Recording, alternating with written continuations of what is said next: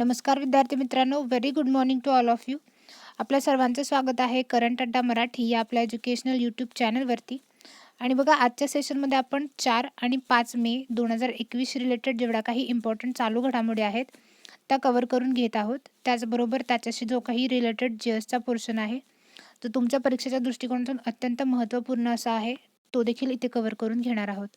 आजच्या सेशनला सुरुवात करण्यापूर्वी जे कोणी विद्यार्थी मित्र आपल्या चॅनलवरती नवीन असतील त्यांनी चॅनलला सबस्क्राईब करा. त्याचबरोबर बेल आयकॉनवरती देखील क्लिक करा, जेणेकरून चॅनलच्या कोणत्याही नोटिफिकेशन्स तुम्ही मिस करणार नाही. त्याचबरोबर रोज सकाळी 7 वाजता जेव्हा आपलं लेक्चर अपलोड होतं तेव्हा तुम्ही ते पाहू शकाल.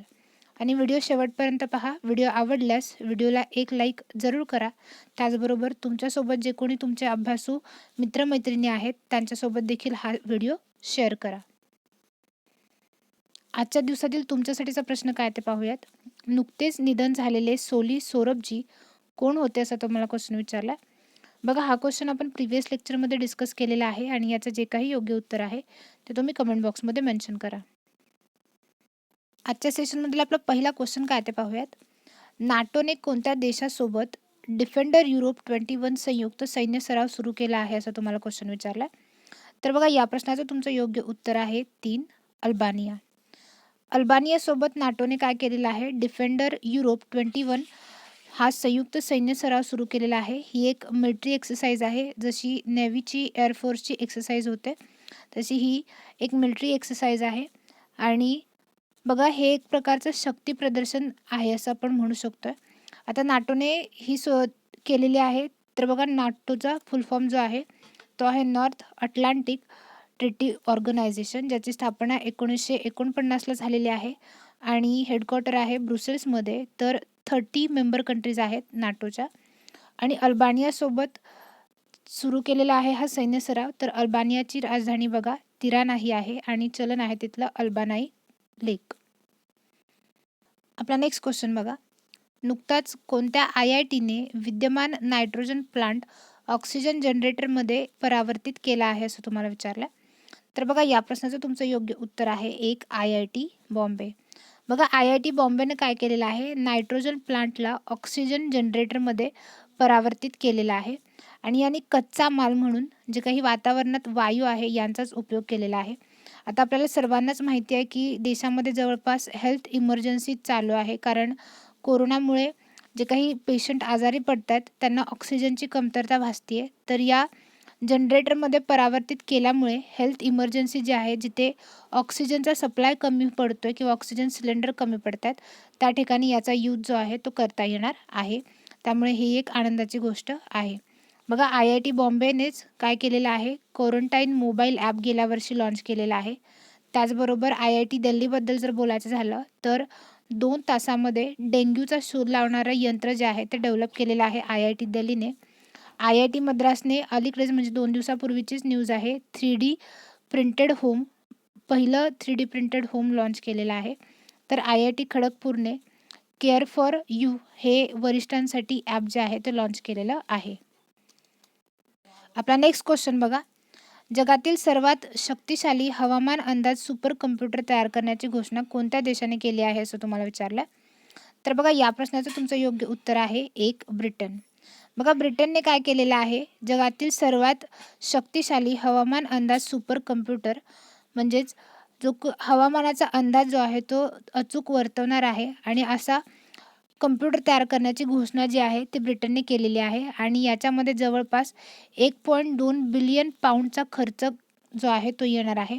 आणि हा जगातील टॉप 25 कम्प्युटरमध्ये समाविष्ट होणार आहे विद्यार्थी मित्रांनो. आता या हवामान अंदाज सुपर कम्प्युटरचा फायदा देखील होणार आहे. जलवायू परिवर्तन जे आहे होत आहे ते समजण्यासाठी याचा फायदा होणार आहे. त्याचबरोबर बघा, आपल्याला सर्वांनाच माहिती आहे क्लायमेट इमर्जन्सी लागू करणारा पहिला देश जो आहे तो ब्रिटन बनलेला आहे.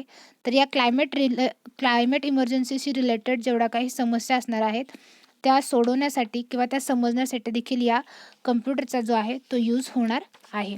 आता बघा, आणि हा जो कम्प्युटर आहे तो इम्पॉर्टंट गोष्ट म्हणजे सर्वच्या सर्व प्रकारे नवीकरणीय ऊर्जावरती चालणारा आहे. आणि जवळपास आता 500 कम्प्युटरची 500 सुपर कम्प्युटरची लिस्ट रिलीज करण्यात आलेली होती. इथे सुपर कम्प्युटरशी रिलेटेड क्वेश्चन आलेला आहे, त्यामुळे आपण ही गोष्ट कनेक्ट करू शकतो की 500 कम्प्युटर जे होते जगातील, त्याच्यामध्ये फुकागू हा जपानचा कम्प्युटर जो आहे तो सर्वात टॉपला होता आणि भारतामधून परमसिद्धी याची जी रँकिंग होती ती 63 होती. आता बघा, ब्रिटनशी रिलेटेड क्वेश्चन आलेला आहे. तर ब्रिटनची जी राजधानी आहे ती आहे लंडन आणि कॉमनवेल्थ जे आहेत त्याचं हेडक्वार्टर जे आहे ते लंडनमध्ये आहे आणि चलन आहे तिथलं पाऊंड स्टर्लिन. बघा, पाऊंड स्टर्लिन हे आता चलन आहे, पण ब्रिटनने काय केलेलं आहे, नवीन डिजिटल करन्सी लॉन्च करण्याची घोषणा केलेली आहे, जिच्याबद्दल आपण बघितलेलं होतं, जिचं नाव ब्रिट कॉइन असं ठेवण्यात आलेलं आहे आणि PM आहे तिथले बॉरिस जॉन्सन. आपला नेक्स्ट क्वेश्चन बघा, अलीकडे कोणत्या देशाच्या लॅग बी ओमार या धार्मिक उत्सवात 44 लोक मरण पावले आहेत असं तुम्हाला विचारलं. तर या प्रश्नाचं तुमचं योग्य उत्तर आहे 2, इस्रायल. बघा, इस्रायल हा देशाचा एक यहुदी लोकांचा एक धार्मिक फेस्टिवल आहे लॅग बी ओमर आणि हा दरवर्षी साजरा केला जातो. गेल्या वर्षी साजरा केला नव्हता, याचं कारण आपल्याला सर्वांनाच माहिती आहे, कोरोनामुळे तो रद्द करण्यात आलेला होता.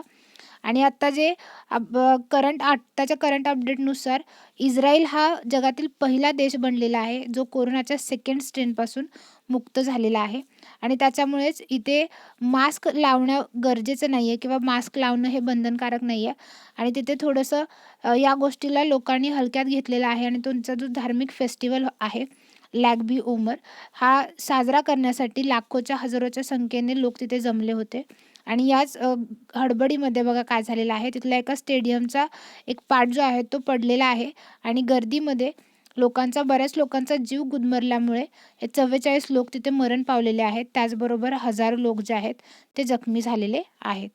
तर इस्रायलमध्ये लोक मरण पावलेले आहेत. तर बघा, इस्रायलची जी राजधानी आहे ती आहे येरुसलम आणि चलन आहे तिथलं new shekel.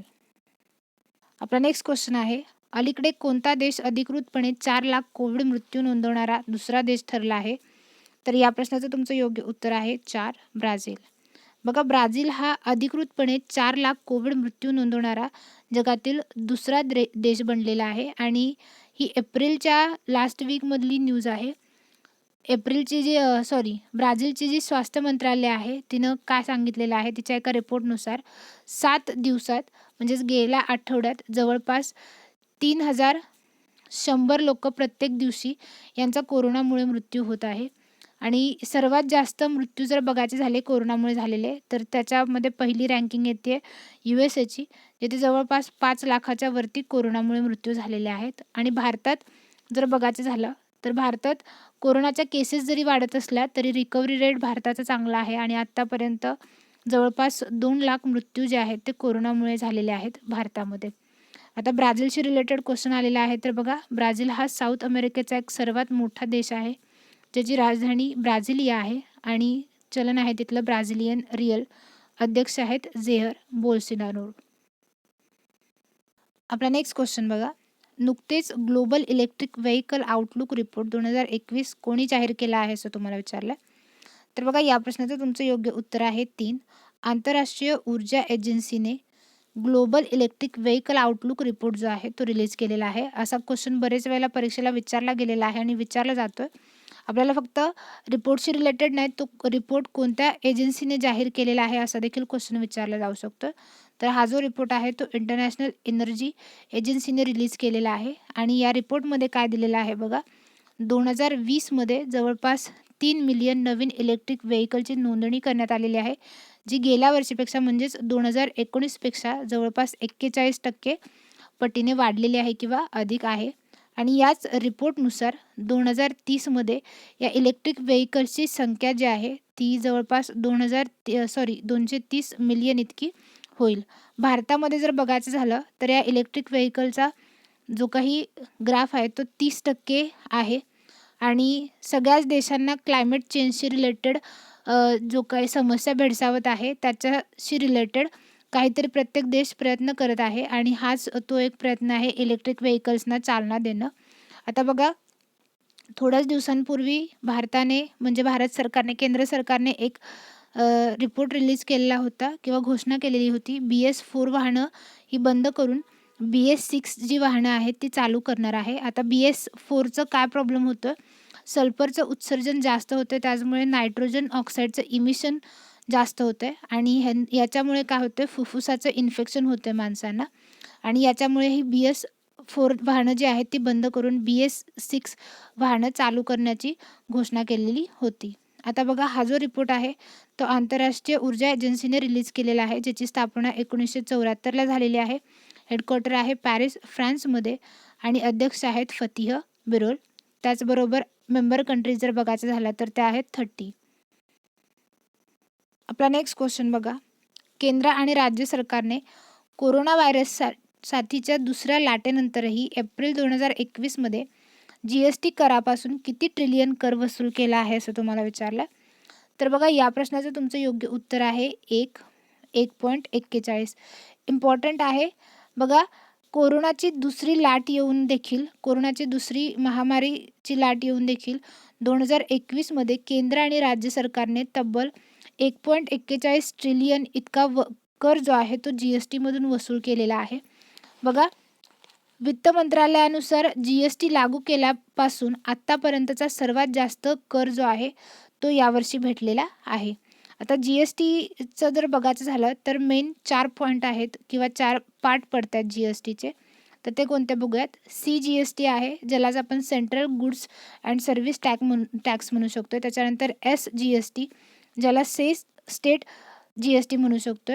IGST, integrated GST आणि UTGST म्हणजेच युनियन टेरिटोरी किंवा केंद्रशासित प्रदेशाचे जे काही GST आहे ते असे 4 पार्ट पडतात. आता CGST म्हणजेच काय, सेंट्रल गव्हर्नमेंट जो टॅक्स लागू करते ते. SGST इम्पॉर्टंट आहे. बघा, SGST म्हणजे एखादी वस्तू खरेदी केल्यानंतर त्यावरती जो स्टेट गव्हर्नमेंट टॅक्स लावते. आता सपोज करा 18% टॅक्स लावलेला आहे, तर 18%मधला 9% टॅक्स जो आहे तो सेंट्रल गव्हर्नमेंटला जाणार आहे.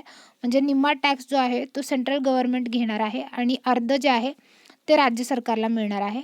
आणि UTमध्ये सेम प्रोसेस आहे, फक्त काय होणार आहे, दिल्ली गव्हर्नमेंट, आता सपोज करा दिल्ली आहे किंवा जम्मू काश्मीर आहे, UT किंवा केंद्रशासित प्रदेश आहे, यांनी देखील 18% जर टॅक्स लावला तर 9% कुणाला मिळणार आहे, सेंट्रल गव्हर्नमेंटला, आणि 9% युनियन टेरिटोरीजना मिळणार आहे.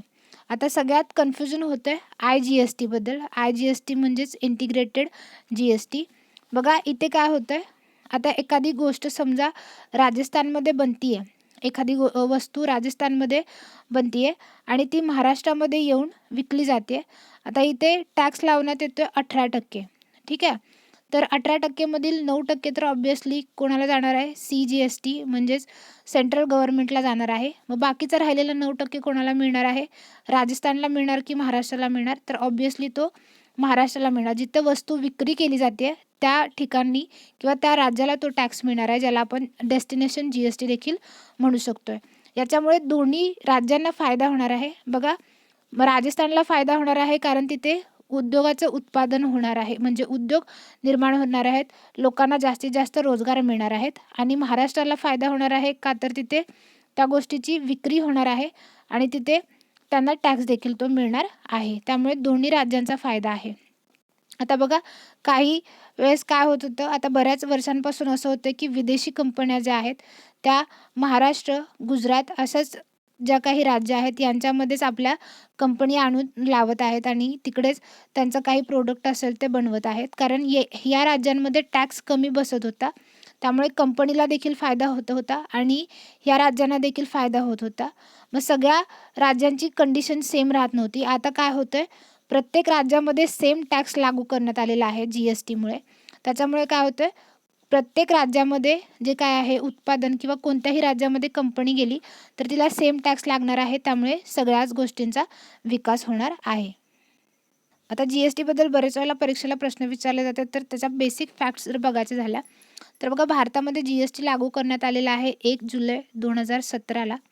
आणि GST लागू करणारा पहिला देश कोणता असं जर तुम्हाला विचारलं तर तो आहे फ्रान्स. त्याचबरोबर GSTची जी काही परिषद होती त्याचे अध्यक्ष नेहमी कोण असतात, अर्थमंत्री असतात. आत्ताच्या अर्थमंत्री ज्या आहेत त्या आहेत निर्मला सीतारामन. त्याच्यानंतर GST बिल जे आहे ते पास करणारं पहिलं राज्य जे आहे ते आसाम बनलेलं आहे. तर GSTची शिफारस कोणत्या समितीनुसार झालेली आहे? ती समितीचं नाव इम्पॉर्टंट आहे, परीक्षेला देखील विचारलं गेलेलं आहे. तर ती आहे विजय केळकर समिती. आजचं सेशन संपण्यापूर्वी तुमचा लास्ट डे क्वेश्चन काय होता ते पाहूयात. टाइम मासिकाच्या 100 सर्वात प्रभावी कंपन्यांच्या यादीमध्ये नुकतीच कोणत्या भारतीय कंपनीची नोंद झाली आहे असं तुम्हाला विचारलं. तर ती नोंद झालेली आहे जिओ आणि बायजूची. तर या प्रश्नाचं तुमचं योग्य उत्तर आहे बोथ 1 and 2. आजचं आपलं लेक्चर इथे संपत आहे. आय होप लेक्चर तुम्हाला आवडलं असेल. लेक्चरशी किंवा करंट अफेअर्सशी रिलेटेड तुम्हाला काहीही क्युरीज असल्या तर त्या कमेंट बॉक्समध्ये नक्की मेन्शन करा. आपले व्हिडिओज जर तुम्हाला आवडत असतील तर व्हिडिओला लाईक, शेअर आणि सबस्क्राईब करायला अजिबात विसरू नका. बेल आयकॉनवरती देखील क्लिक करा, जेणेकरून चॅनलच्या कोणत्याही नोटिफिकेशन्स तुम्ही मिस करणार नाही. व्हिडिओ पूर्ण पाहिल्याबद्दल धन्यवाद.